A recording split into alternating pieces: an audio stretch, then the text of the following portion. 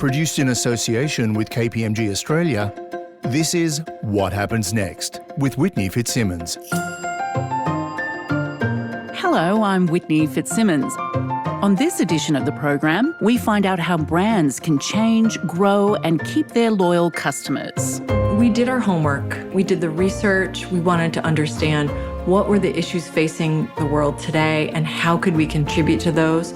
I think people really understood that it was time for us to pioneer again. We talked to some brand experts about the labels they love and why. They're so true to who they are and what they stand for. You know, what they used to be back in the 70s when they first started is kind of very true to what they are at the moment. And we learn about a brand based on the humble mushroom with a celebrity fan base. The next time I got to catch up with him, I showed him our first version of Fable, and he ended up becoming our first fine dining customer.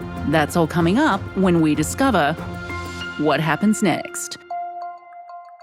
Tom's Shoes is a brand that built its reputation on the one-for-one giving model. You buy a pair of shoes and a pair is given by the company to someone in need. But recently, the company has courageously shifted away from this strategy and has done so successfully, maintaining its loyal customers. To find out more about the Tom's evolution, I spoke to Chief Strategy and Impact Officer Amy Smith. She joined me from her office in Los Angeles. Amy Smith, welcome to the program. Thanks for having me. I'm thrilled to be here. Now, we're talking about Tom's, the brand. It was founded in 2006. It's now 15 years later. How has the company changed over time? Yeah, such a great question. There has certainly been a lot of changes over that 15 years. You know, the one thing that I always like to share right up front, because it's so core to who we are, so core to our DNA, is the one thing that has never changed is our mission. And that is that we're in business to improve lives. That is what the entire company wakes up to do every day, no matter if you work in finance or in impact or in HR. And so I think that that's something really important to highlight when you're talking about purpose-driven brands. But certainly a lot over 15 years has changed. We started as a one-for-one shoe-giving company, which means when someone buys a pair of shoes, we gave a pair of shoes to someone in need around the globe. Mm-hmm. And so that was for several years kind of the idea. And that, of course, has become the norm for many purpose-driven companies. We're so proud to be a part of that and inspire that in so many other companies. But as we grew, we added new categories, we added new products, we added new ones, if you will, right? Mm-hmm. Everything from sight giving to maternal health to anti-bullying work, all in a one-for-one model. And over that time, we added a professional giving team, people with international development experience and nonprofit management experience that really allowed us to do best-in-class giving at the corporate level, which was really, really important. And of course, we've had new leadership. You know, our founder has moved on. We have a new CEO. We have new ownership. And I think something we're incredibly proud of over that time frame is that we have been able to give 100 million pairs of shoes to people in need. That's amazing. Yeah, a really special moment for the company and really for our consumer base, right? The customers that choose Tom's are the ones that made that happen. We facilitated it, certainly. We made sure that all those shoes got to people in need, but people who chose to purchase Tom's and be part of the Tom's community were the ones that really made that happen. I remember standing in a store in Sydney and I saw this pair of Tom's and I was like, oh, these are cool shoes. I like them. And then what I remember was the one-for-one concept. And I was like, oh, well, I'm definitely going to buy them then. You know what I mean? Like it was actually part of the decision-making process for me. And I guess I'm curious to know, you mentioned that you've added more one-for-ones to your giving model. Yeah. You've recently stopped that one-for-one shoes. Mm-hmm. Firstly, what's replaced it? And secondly, was there any concern around the sort of ceasing of that model? So over the last 2 years, we were in this place of celebrating 100 million pairs and sort of consuming the world changes around us and dipping our toe into things that were not one-for-one giving, that we were really evolving our focus to an impact strategy and took the really bold move to move away from one-for-one shoe giving toward a model of 1/3 of profits for grassroots good. We're not changing the world, but we're at the feet of people who are.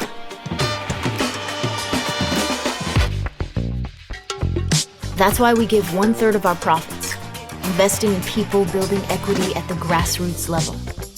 Because we believe the grass is greener where you water it. And with every pair, you're helping to grow the good.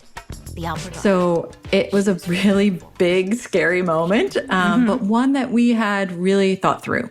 And so first and most importantly, 1/3 of profits for grassroots good. What the heck does that mean, right? That's a few more words than 1 for 1.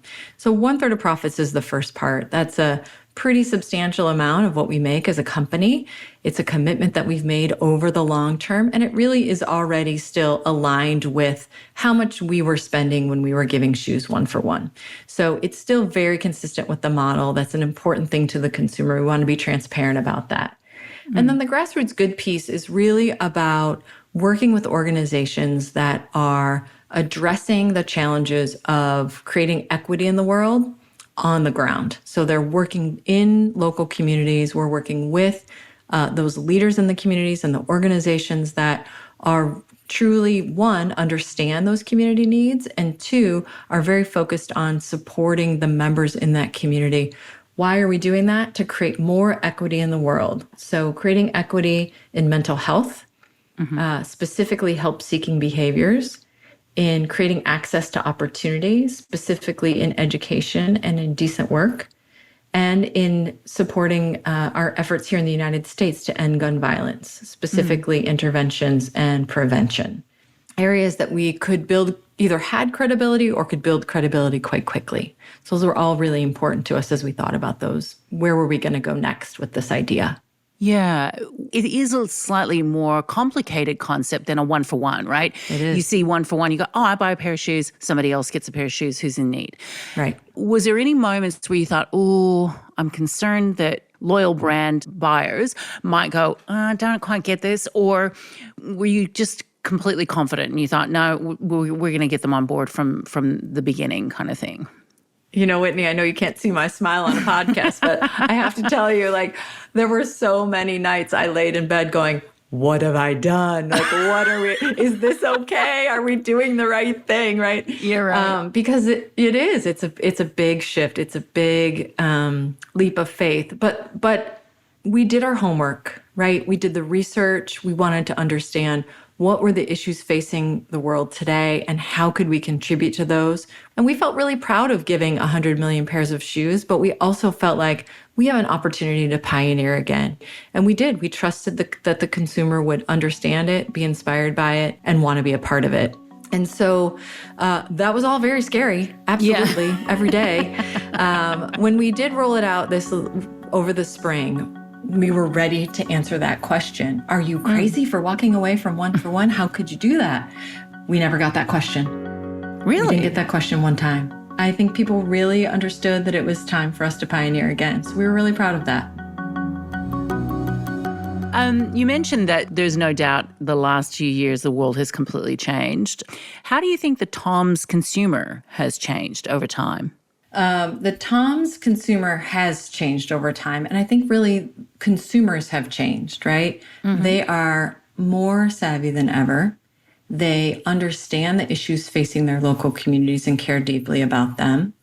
They are always researching who they're buying from, and they very much vote with their wallets. So the bar has really been raised for organizations trying to create social impact. And we've got to keep up. And so you want to try to make progress, not have perfection. Yeah, I like that. Progress, not perfection. I think a lot of organizations can get caught in the perfection circle. You know, they get kind of locked in this mire of analysis. Absolutely. 100%. So, Amy, given that you've taken on this very bold strategic move, what are you hoping that the company Tom's looks like in, let's say, 5-year time frame? That's a pretty decent amount of time. That is. It feels like a really long time, right? In the world we live in today. Yeah, a lot can happen in 5 years because COVID was only 2 years ago. Exactly. Well, I certainly hope that, every person on the globe has a pair of Toms in their closet because the more people that become part of the Tom's community, the more we can give.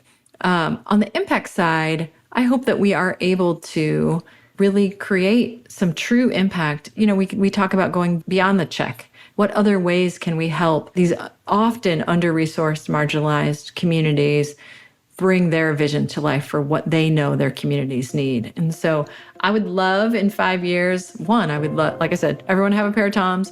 Two, that more and more companies are working in this way, that we can't just rely on government, we can't just rely on nonprofits, that we have to have this larger ecosystem of engagement. And so if that ecosystem was healthy and vibrant, I would feel, one, incredibly proud, but two, very satisfied by the big, bold step we took to walk away from or move away from our one-for-one model. Amy Smith, thanks for joining the program. Thanks for having me. It was such a pleasure to speak with you.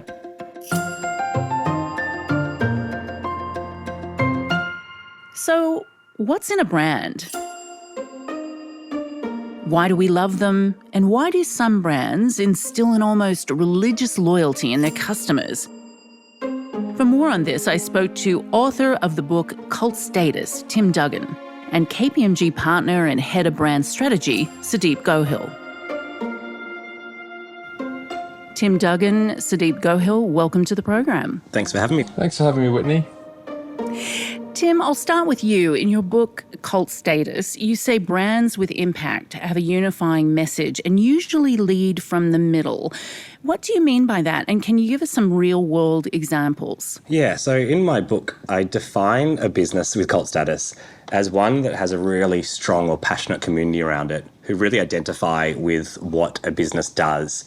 And I spent the last few years studying some of these businesses and trying to figure out, was there almost a special sauce? And one of the things that I noticed was that a lot of these businesses that had these really passionate communities around them, they had a leadership style that I termed lead from the middle. And what this meant was that instead of leading from the front, which is, a pretty militaristic way of letting people follow behind you, or leading from behind, like you're a shepherd and they're a flock and you just follow behind them. There was this concept called lead from the middle, which was if you set a really strong vision and purpose of what you're doing and communicate that to your team, then your team can help you get there, sometimes going down little side routes in order to get to the ultimate goal. Leading from the middle is a way better way of businesses today cultivating a really strong community around them. So how difficult is it, though, to get a team to kind of see that vision and to help you enact that vision from the middle? The hardest part of that is knowing what your purpose is yourself. Because if the leaders and the founders and the exec team is not super clear around what their purpose is and what their mission is, then you can't lead from the middle and you can't explain to other people what your purpose is and expect that they're going to follow along behind you. And a really great example is Who Gives a Crap, the toilet paper company. Probably the best example in Australia of a company that's balancing profit and purpose together.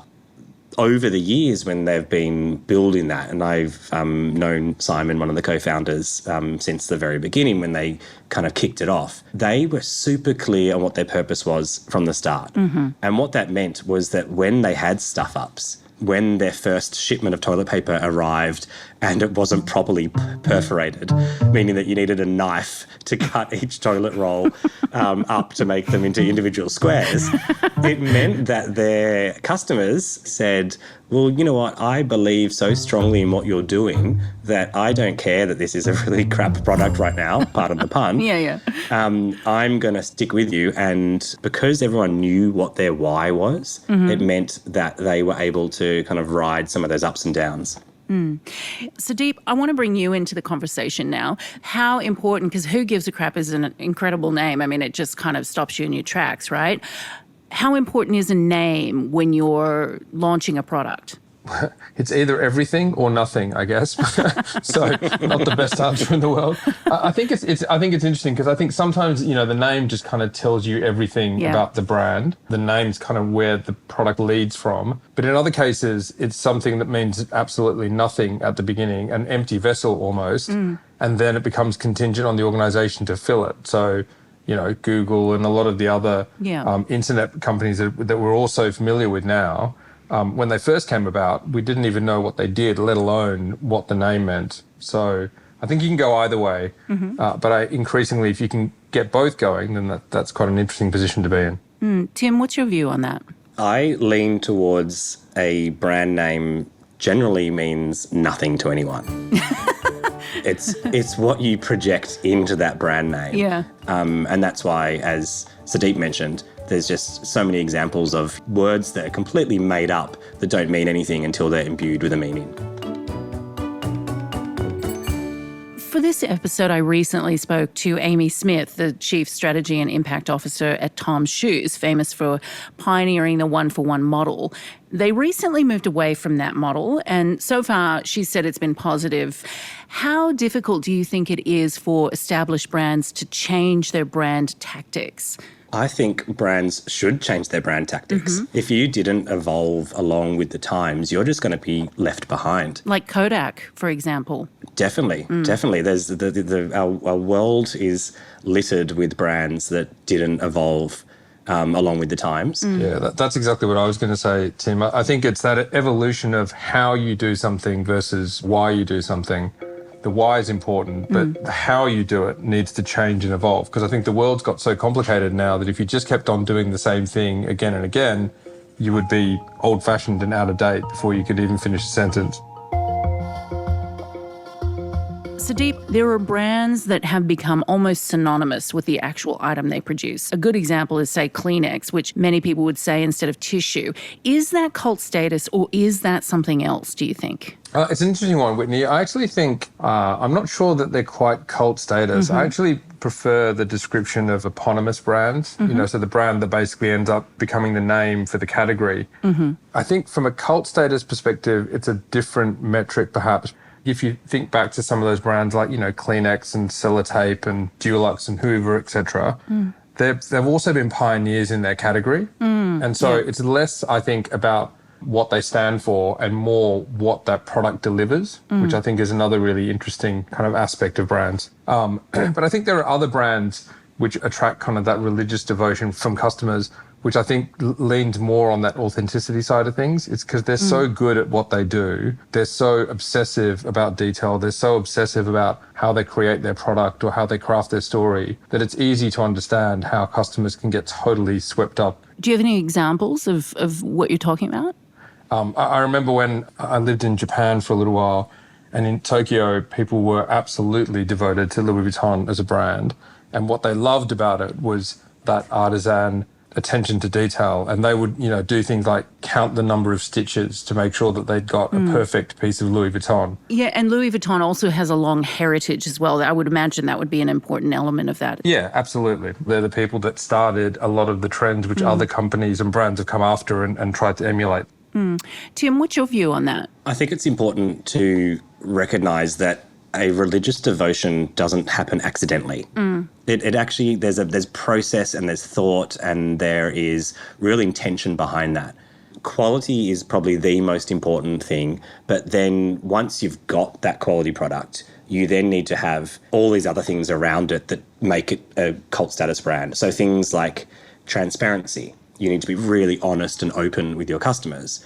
There is often a kind of charisma from the founder or the leaders or the exec team or the management around that company that people are drawn to.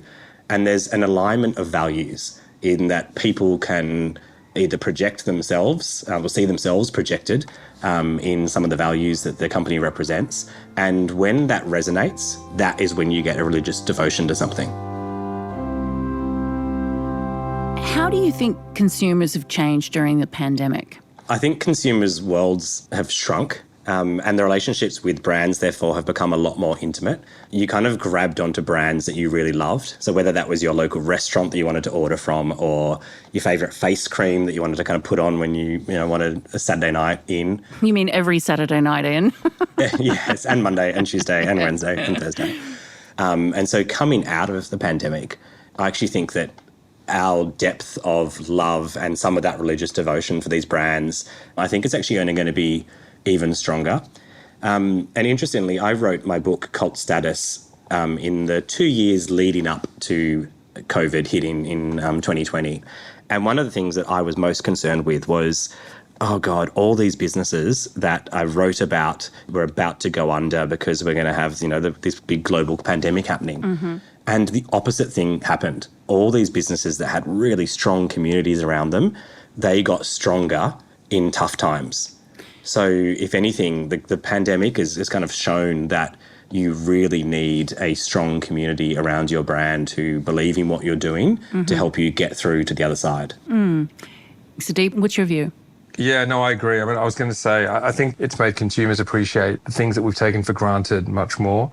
And so the idea of kind of locally sourced and locally produced and businesses that contribute in a positive manner to my community have become all of a sudden, I think, more important, particularly from a retail perspective.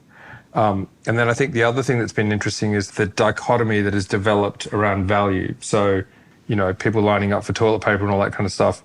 I think it's kind of meant people have expanded their definition of what is value, what does it mean for me, and as Tim was saying, it really kind of personalised people's experiences with buying products and services. It's worth pointing out that COVID has been really hard for a lot of people and really surprisingly good for a bunch of other people. And the best metaphor that I've heard about COVID is that it's been a giant game of snakes and ladders. And some people have climbed up the ladder and other people have just fallen down the snakes. And that could have been, through no fault of their own. And I think it's just really important to kind of keep in mind that, therefore, for some consumers, it's been a good experience over the past 18 months, and for others, it's been hell. We're nearly to time. So before we go, I'm going to go to you first, Sudeep. What's your favourite brand and why? My favourite brand, easy question to answer, is Nike. I was thinking because you collect shoes, don't you? I used to. Okay. Oh, really? You've given it up? Well, you can never give it up, to be honest. But, I collect less than I had before. But it's one of those brands which I've admired since I was a kid for three very simple things. One, they're so true to who they are and what they stand for. What they used to be back in the 70s when they first started is kind of very true to what they are at the moment. They're massively innovative. And of all of the brands I've ever looked at, it is so unrelenting in its pursuit of kind of non-stop evolution. They have a saying, an internal kind of saying, which is there is no finish line. And you can see that it comes to life in everything that they do. There is no finish line, which I just think is an awesome internal manifesto to have. Tim, your favourite brand and why? Also a clothing brand, and has actually been called the new Nike. They have sold more than 1 million shoes in their first 12 months, and they are the shoe brand called Allbirds. So they call themselves the most comfortable shoe in the world, and I wear them almost every day, and they are super, super comfortable.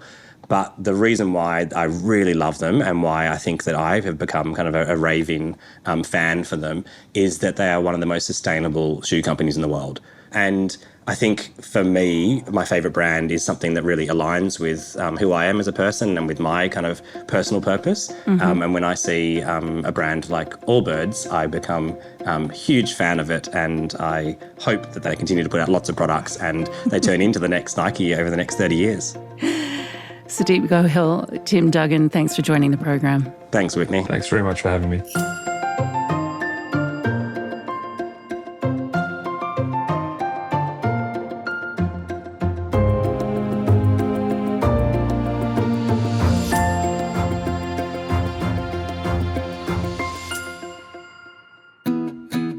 Well, take one vegan Australian and one Texan fine dining chef.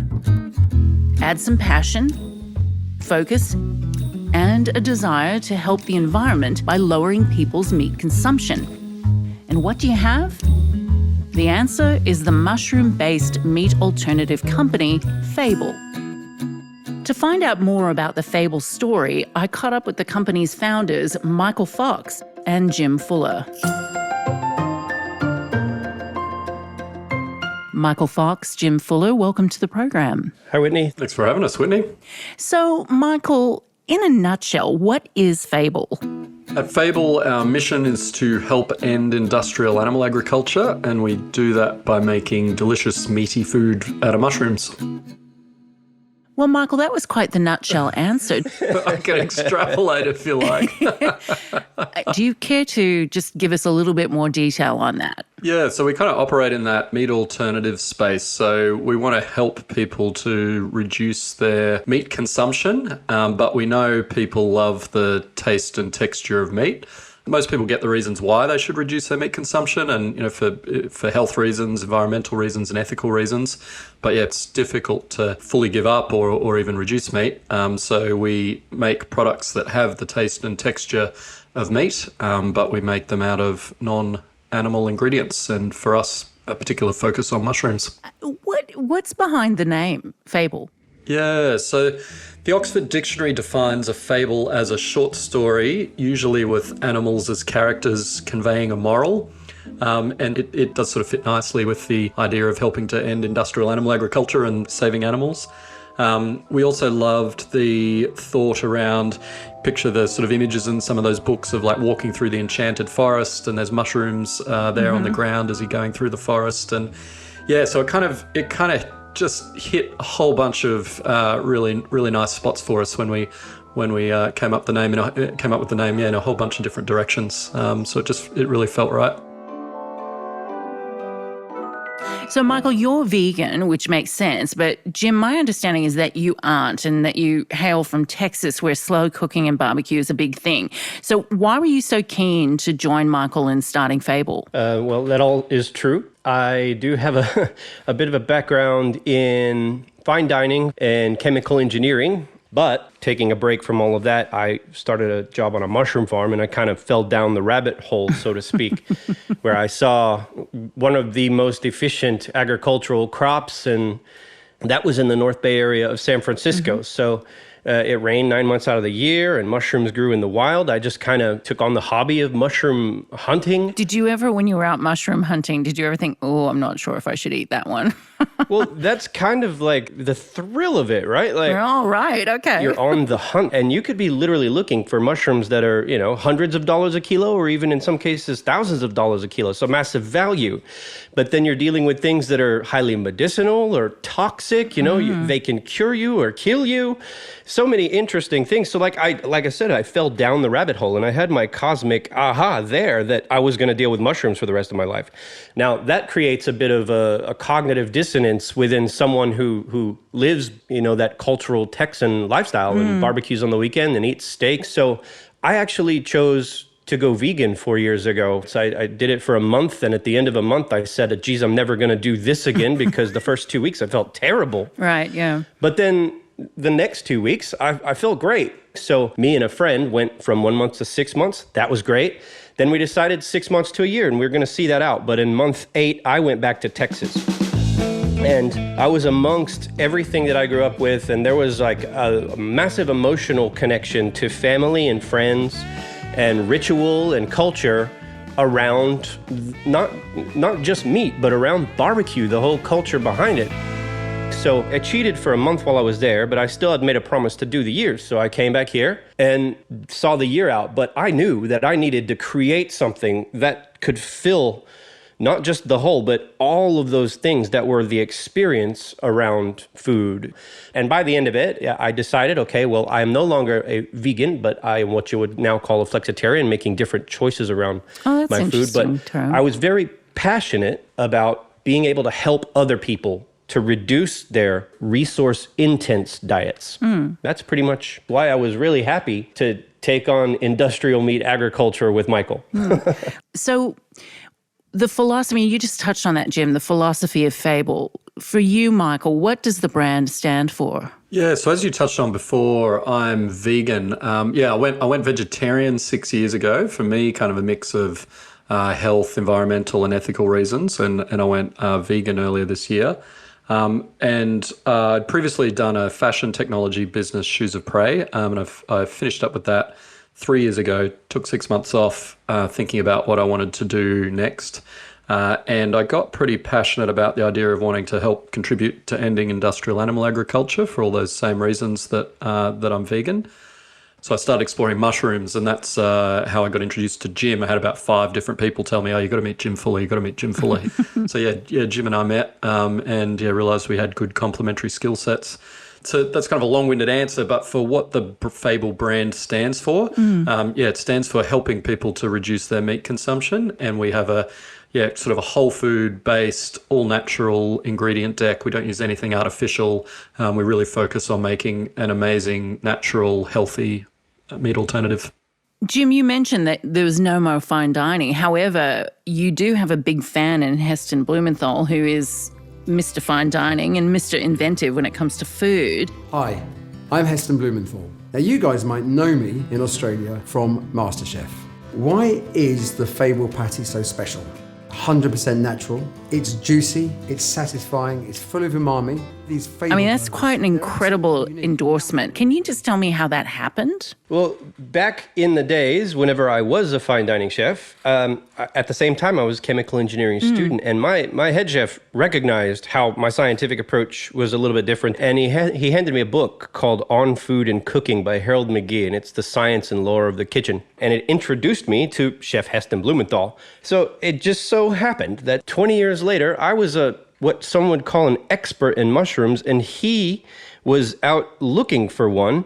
It just so happened that I got the ability to go actually be Heston's mushroom expert for a day in Thailand. So I was lucky enough to go over there and regale him with some tales of my mushroom world and all of those things. And I took him some very interesting stuff that I had found in Australia called cordyceps. Now, cordyceps is a highly medicinal fungus that has a really long history in traditional Chinese medicine, and it's like the most valuable ingredient in TCM. The Chinese ones were $200,000 a kilo. Oh my God. I didn't get to the part where I told them that it's very rare, but you can overdose on them. It's so rare because they're so expensive, no one ever eats that much. But he ate a whole stick before I could really, really give him that caveat. And it just so happened that he was affected. And I didn't get to lead him around very long on these mushroom farms before he was literally walking backwards and a bit chattery and lost the ability to speak. He was delivered away in the back of a van, unable to speak or move. I thought I had just killed my hero. I was literally packing my bags from Thailand thinking I'm going straight to jail. This is going to be terrible. But, none of that happened. I actually got a phone call. It was Heston. He had regained the ability to speak, which was great.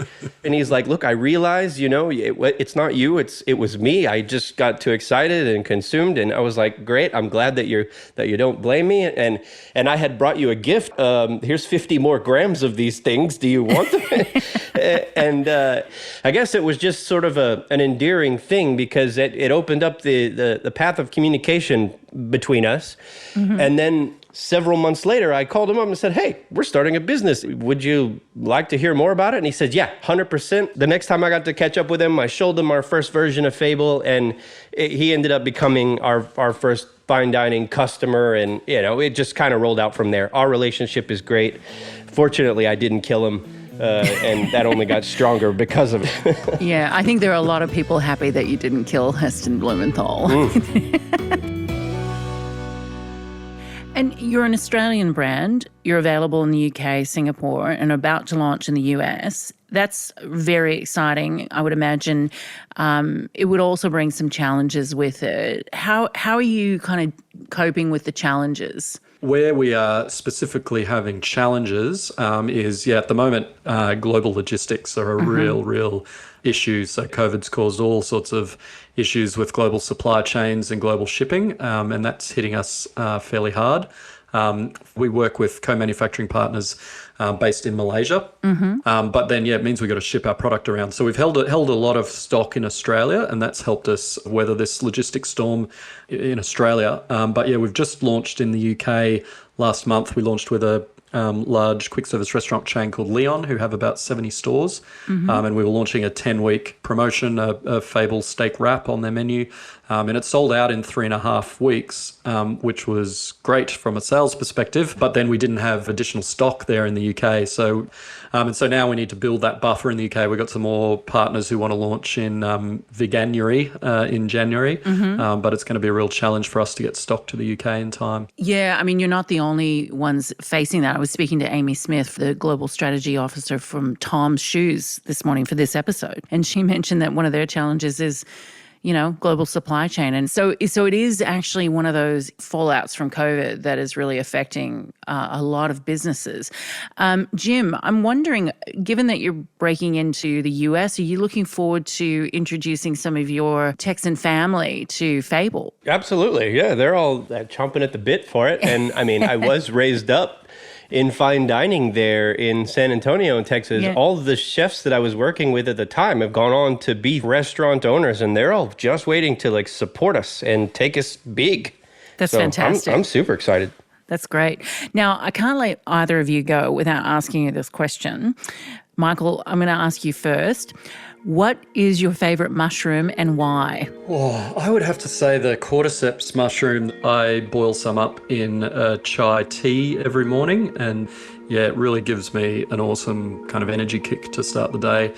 Plus, it's just got a crazy life cycle story. Basically, it takes over and invades the body of insects. And then ends up consuming the insect and growing out of the head of the insect, and it's just a crazy weird zombie mushroom. Sounds delicious. And amazing nutritional benefits. So yeah, that one wins it for me. Yeah. All right, Jim, as a chef, what's your favorite mushroom and why? Yeah, this is like choosing a favorite child. I'm sure it's a Sophie's choice for you, but So I have to break it down as the cultivated variety and the wild variety. So the cultivated one, shiitake. It's meaty and delicious. It's got all those umamis, are really high in glutamic acid, so, And then the wild ones is either chanterelle or morel. And I think I can have both because chanterelles grow in the fall and morels grow in the spring. So I got to give me 3. All right, I'll let you have those 3. Michael Fox, Jim Fuller, it's been great having you on the program. Thank you very much. Thanks, Whitney. Cheers. Well, that's all for the show. I hope you enjoyed this episode of the program. To find out more about Tim Duggan's book, Cult Status, check out the show notes. Until next time, thank you for listening to What Happens Next.